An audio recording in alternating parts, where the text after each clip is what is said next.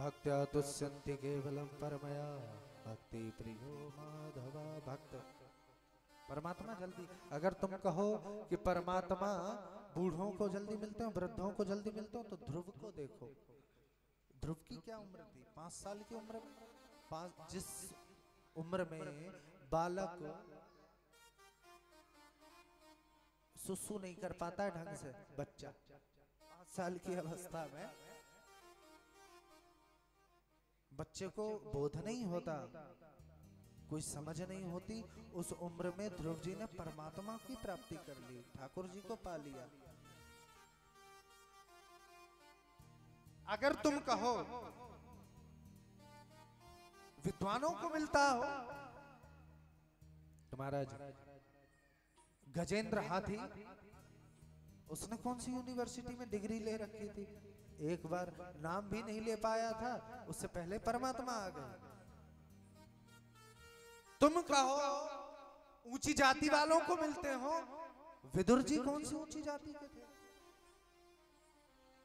उन्हें भी मिले। तुम कहो कि परमात्मा धनवानों को मिलते हो, सुदामा जी के पास ऐसा कौन सा खजाना गड़ा हुआ था। अगर तुम कहो परमात्मा स्वरूप वालों को मिलता हो, तो कुब्जा के पास कौन सा रूप था।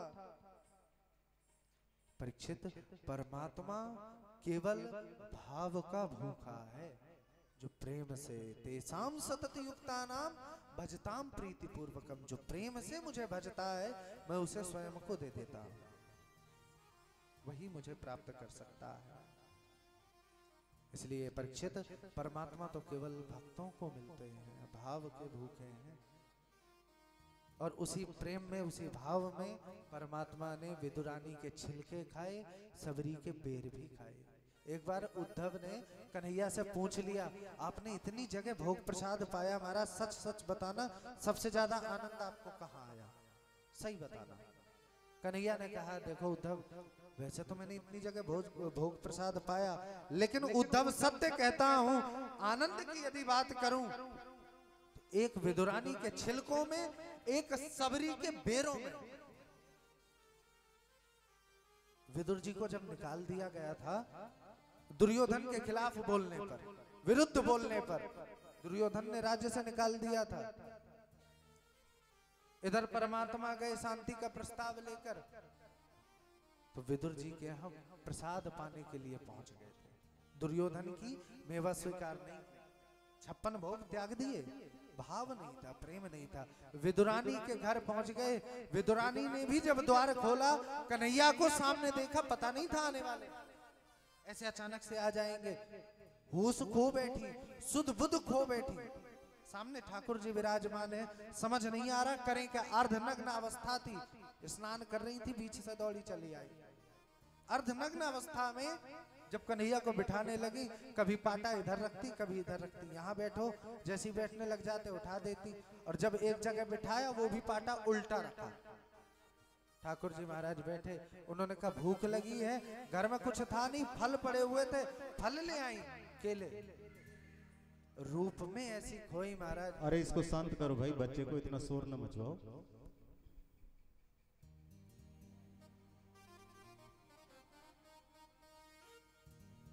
परमात्मा ने जब भूख के लिए कहा, केला लेकर के आई, तो विदुरानी परमात्मा के स्वरूप को देख करके इतना भाव विभोर हो गई हैं, केले के छिलके छील छील करके देती जा रही हैं, गुदा गुदा नीचे फेंकती जा रही हैं। इसीलिए किसी संत ने लिखा, महाराज लेके डलिया में भक्ति अपार आ गई। ऐसे ही माता सबरी जब बेर लेकर के आई, राम जी झूठे बेर खाते हैं, लेके डलिया में भक्ति अपार आ गई, मेरे सूने से मन में बहार छा गई। एक और लो, एक और लो कह के याद मैया की मुझको दिलाती रही, सो मैं खाता रहा वो खिलाती रही, सो मैं मैं खाता रहा, वो खिलाती रही। प्रेम भाव का भूखा हूं मैं, भाव ही एक सार है। भाव का भूखा, भाव का भूखा हूं मैं, भाव ही एक सार है। भाव से भज ले मुझे, भव से बेड़ा पार है। भाव बिन कुछ भी तू दे, मैं कभी लेता नहीं। भाव से एक फूल भी दे, वो मुझे स्वीकार है। भाव का भूखा, प्रेम से एक पुष्प भी ले जाकर के समर्पित कर दोगे, सहर्ष स्वीकार करेंगे। और बिना भाव के तुम्हारी संपत्ति की उसे जरूरत नहीं है, कुछ नहीं चाहिए, केवल प्रेम। तेसाम सतत युक्ता नाम भजताम प्रीति पूर्वकम, सर्वधर्मान परित्यज्य मामेकम शरणं व्रज, धर्मं भजस्व सततम। इसलिए परीक्षित, परमात्मा को यदि कुछ पसंद है वो है प्रेम, भाव। प्रिय है भाव, प्रेम। वो प्रेम के वशीभूत कुछ भी बन सकता है, कहीं भी बुला लो दौड़ा चला। मनमोहन लाल बड़ो छलिया, सखी बारू की भीत उठावत है। कर तोरत है नभ की कलियां, चट चंद में फंड लगावत है। जहां न जाय सके मुरली, धुन की तह दूती पठावत है।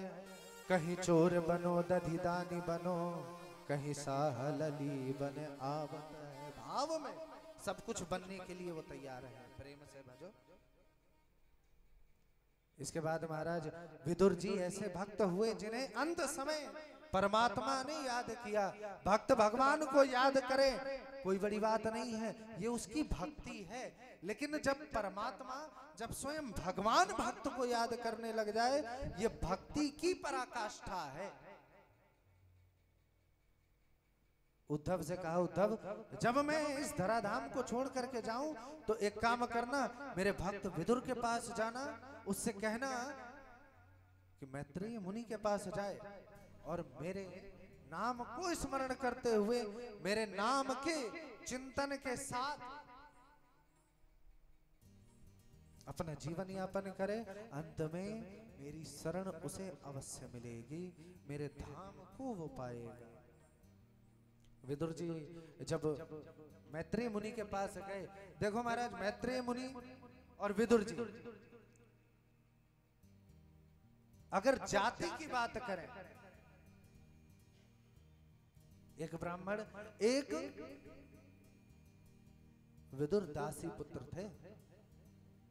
लेकिन एक बात कही जाती है महाराज, जाति पाति पूछे नहीं कोई, हरि को भजे सो हरि को। हरि के भजन में, परमात्मा के चिंतन में, परमात्मा की भक्ति में, भजन में कोई अलग नहीं होता, सब समान है। जाति पाति पूछे, कोई किसी भी जात का हो, किसी भी कास्ट का हो, उन्हें कोई मतलब नहीं है। आप किस परिवार से हैं, किस जाति से हैं, किस समाज से हैं, कोई लेना देना नहीं है।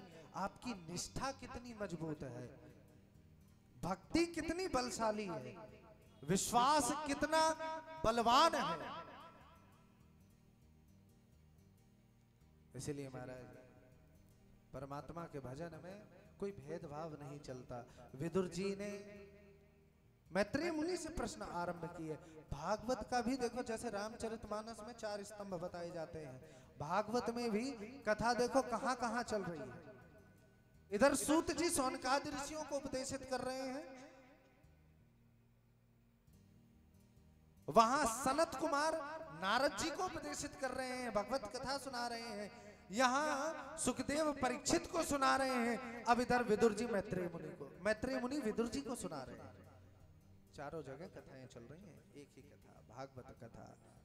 इसीलिए तो है, ऐसी थोड़ी कहा गया है महाराज, दुर्लभैव कथा लोके श्रीमद् भागवतोद्भवा, कोटि जन्म समुत्थेन पुण्येन तुलभ्यते। दुर्लभ कथा ऐसे ही नहीं, मुश्किल है, दुर्लभ है। जन्मांतरे भवेत पुण्यम तदा भागवतम लभेत।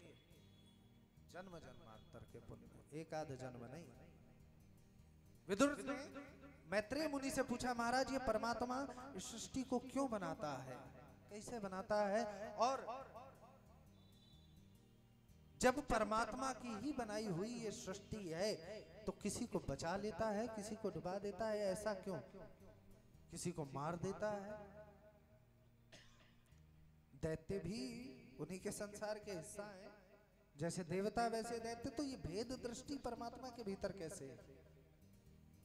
मैत्रेय मुनि कहते हैं, देखो विदुर, परमात्मा में कभी भेद दृष्टि नहीं है। परमात्मा तो कहता है सर्वधर्मान परित्यज्य मामेकं शरणं व्रज, सब कुछ छोड़ करके मेरी शरण में आ, मैं तुझे मोक्ष दूंगा।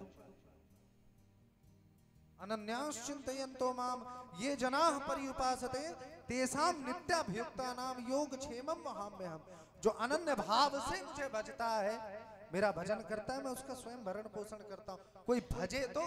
और देखो भेद दृष्टि नहीं है। परमात्मा कहते हैं सम्मुख होई जीव मोहि जबहि जन्म कोटि अघनासम तबहि। जब जीव मेरे सम्मुख होता है, मेरे सामने तो आए, जो मेरे सामने आता है उसे मैं पार लगा देता हूं, और जो सामने नहीं आता वो रह जाता है। महाराज इसी भवसागर में सामने आने की जरूरत है। महाराज सामने आना पड़ेगा उसके लिए।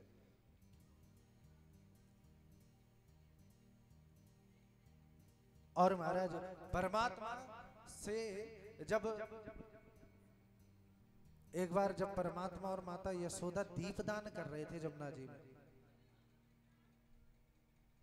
तो महाराज उसमें ऐसी ठाकुर जी ने लीला की, जब दीपदान कर रहे थे कुछ दीपों को पकड़ पकड़ करके ठाकुर जी किनारे लगाते जा रहे थे, और जो पहुंच से दूर थे वो छूट जाते। माता यशोदा ने जब पूछा कि ऐसा क्यों, ये कुछ ही दीप किनारे क्यों लगा रहे हो?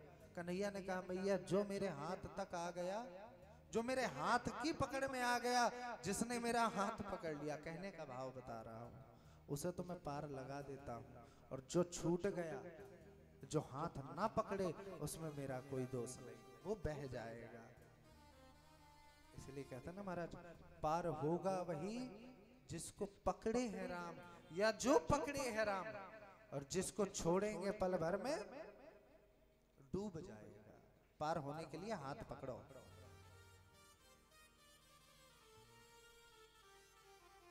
विदुर जी मैत्रेय मुनि से पूछते हैं कि महाराज ये परमात्मा अवतार क्यों लेते हैं?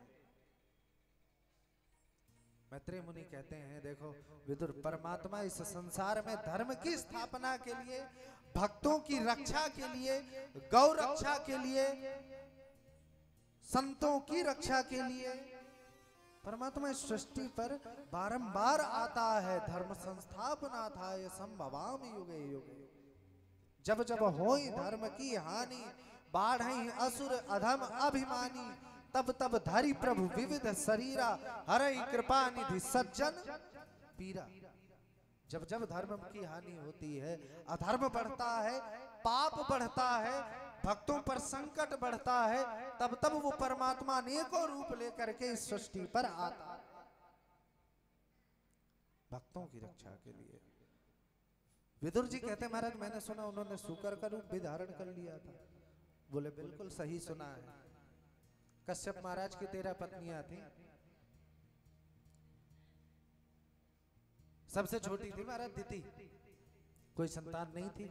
एक दिन हट में अड़ गई कि हमारे कोई संतान नहीं है, मेरी बाकी सभी बहनों के संतान है, हमें भी संतान की प्राप्ति करनी है। महाराज सायंकालीन सत्र गोधूली बेला जिद पर अड़ गई, ना चाहते हुए भी जब हठ नहीं छोड़ी, कश्यप महाराज ने भी क्रोध में आकर के कह दिया, ठीक है जाओ, 2 पुत्र होंगे लेकिन दोनों राक्षस होंगे।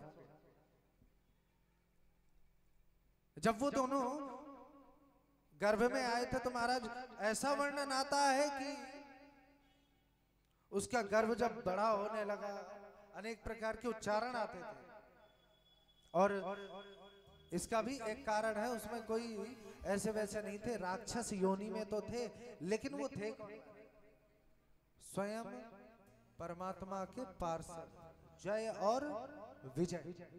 जब सनत कुमार परमात्मा दर्शन के इच्छा लेकर के परमात्मा के धाम में गए, बाहर जय और विजय खड़े थे महाराज, दर्शन करने से रोक दिया। क्यों? परमात्मा विश्राम कर रहे हैं, नहीं जाने दिया। 3 बार आग्रह किया, 3 बार मना किया, क्रोध में आकर के श्राप दे दिया। 3 बार हमें मना किया, जाओ 3 जन्म तक राक्षस योनि में आओगे। पहला जन्म हिरण्याक्ष हिरण्यकश्यपु, दूसरा जन्म रावण कुंभकर्ण, तीसरा जन्म शिशुपाल दंतवक्र। ये 3 जन्म राक्षस योनि में आए। परमात्मा निकल के आए। परमात्मा ने जैसे ही देखा, सनत कुमारों को भी अपने अपराध का बोध हुआ, हमसे भी अपराध हुआ है, गलती हुई। क्यों? परमात्मा के धाम में आकर के हमने क्रोध किया। जिसे परमात्मा के दर्शन हो जाएं, उसके मन से काम, क्रोध, लोभ, भय, मोह ये सब मिट जाता है। लेकिन आज मैंने परमात्मा के धाम में आकर के क्रोध किया, अपराध किया हमने, इसीलिए उद्धार का कारण बन करके हम आएंगे। वही जय और विजय दिति के गर्भ में आए। दिति ने क्षमा भी मांगी। इधर कश्यप महाराज ने भी कहा ठीक है महाराज, तरेंगे परमात्मा के हाथों। उन्हीं के गर्भ से हिरण्याक्ष और हिरण्यकश्यपु ने जन्म लिया। हिरण्याक्ष और हिरण्यकश्यपु जन्म लेते ही बढ़ने लगे, उनका आकार विकराल होने लगा। हिरण्यकश्यपु चले गए तपश्चर्या के लिए, तपस्या करने के लिए। इधर हिरण्याक्ष को अपने बल का अभिमान है।